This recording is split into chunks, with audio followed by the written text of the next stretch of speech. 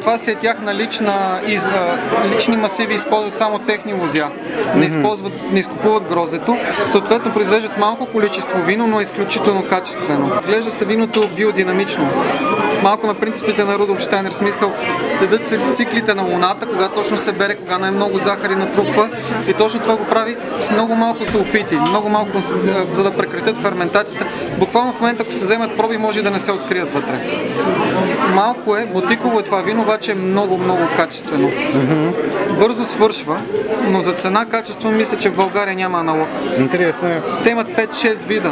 Имат копажи, кювета, че имат един цар Александър, което е най-хубавото вино тяхно. Queen Елена, което също е много добро. А Sense of Tears им е серията на белите вина.